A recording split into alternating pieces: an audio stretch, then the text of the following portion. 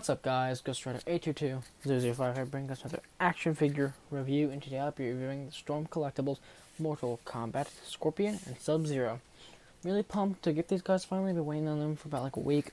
And yeah, we'll be doing a comparison video, more like a which one should you buy. So yeah, so on the front, both you see Scorpion, Sub-Zero there, Sub-Zero, Scorpion, Mortal Kombat, the figures and the accessories they come with. On the side, the continuation of that art. On the back, you see promotional art of the figure and the stuff they come with.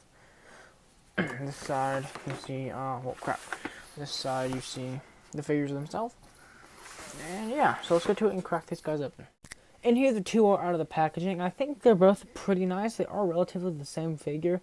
I do have a QC issue with the Scorpion, which is a big problem for me. I was able to fix it. But yeah, let's get into the figure's accessories and take a closer look at the figure's articulation.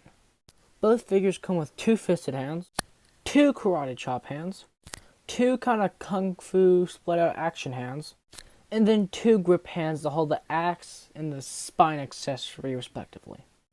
Sub-Zero also comes with an eye gouging accessory, which is pretty cool. Sub-Zero also comes with a cool blood kicking effect. Sub-Zero also comes with two ice effects, one where he's shooting at the ground, and then he has one that's more of like an ice shield. And personally, I know I'm probably alone on this, I don't care for either of them, honestly. Like, they look cool, but they're impossible to pose with. Like, this one, it's cool, it looks cool, but it falls apart so easily. So it's not fun. And that one, that took me like 15 minutes to get in his hands. But like, yeah, see that, how it just came apart? Like, I'm plugging it in as much as possible. I just do not like these effects at all. They're not fun to mess around with. It's not fun to pose him with them. Like, the one that the original Sub-Zero came with, that was just a regular ice blast that was going from his hands. That one looks cool, and it looks like it's effective. But, yeah, and this thing's not plugging in again. Yeah, so this is worth a piece of crap. This one, again, they look cool, but it doesn't stay in his hands. So that's really the main problem I have with this Sub-Zero figure. Scorpion comes with a cool uppercut effect, which I really like that. He comes with this get over here rope, which I really think looks really cool, and I like the little wave in it. And it has two blood effects for it, which you can see the big one on it and then the little one on it, which looks pretty cool. Scorpion comes with two masks. One, the regular one you see on the figure, which is my favorite, and then the skull one, which is pretty cool, but I just prefer the other one over it. Going into the articulation of both figures, it's pretty straightforward for what you can see from Storm Collectibles. The regular head only looks up about this much by itself, about that much. Looks down a bit more, goes side to side, and a little bit of neck pivot. Now using the neck joint, he can look down. Oh crap! Yeah, this mask doesn't stay on very well. Looks down about that much. Looks up about that much. Just turns to the same thing, but you can get a lot more dynamic neck movement because it's soft. He does have butterfly joints right here. So yeah, and you can get the arm out that much, the squeaky joint. There's the butterfly joint right there. You can get it down all the way. I don't know if this is on purpose or not, but when I drop down shoulders, forward, backwards, biceps swivel, double jointed elbows. Now I'm going to get into QC issues. The elbow of my Scorpion, right out of the packaging, broke right here. In there, you can see it. There's a little scuff mark. I'll get that off later, but right there, you can see it only bends in that much now because I glued it right there. See, not only it bends in that much, but it's either this or no elbow on the Scorpion figure. But I'm glad it was right there. If it was down here, that would suck because it'd been like that, and that would look really stupid. So, I mean, I wish it didn't break at all, but it's what you get. But, it's whatever. Big QC issue I have with the figure.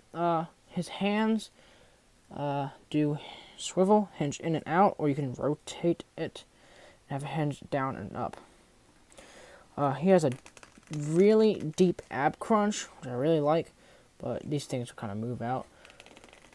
It's a really big back crunch, which readjust for the rest of this.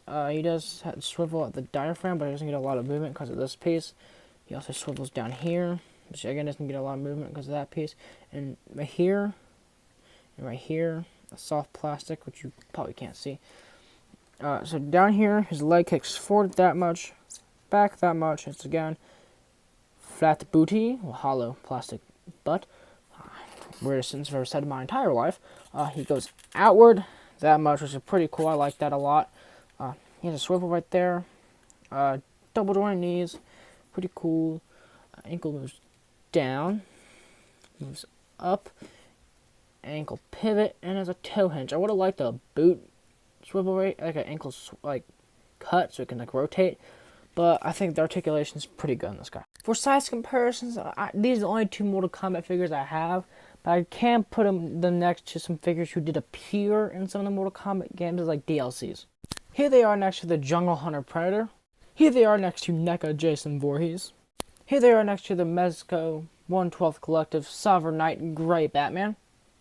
And as always, here they are next to a Clone Trooper and a hat. So going into my final thoughts, I'm gonna say that they're both pretty nice figures. The Scorpion I got for $60, the Sub-Zero I got for 70 something, which isn't a bad price at all. Those are pretty decent prices. I think they're more $50 figures, but 60 and 70 isn't too bad. Sub-Zero does come with more accessories, but the accessories he comes with are kind of weak. Other than this, I really do like this accessory, but I do think Sub-Zero has the more accessories, but I do think Scorpion has the better accessories. I mean, his axe is a little warped, but that can be fixed. I do personally like Scorpion more with the accessories too, but also Sub-Zero's a little too stiff in some of the joints. I mean, I love the color blue, and this guy stands out a lot, and he's like just nice to look at, but the Scorpion is probably still my favorite because I prefer Scorpion as a character. I hope you guys did enjoy this review. Like, comment, and subscribe. Follow my Instagram, and I'll catch you guys next time. Peace.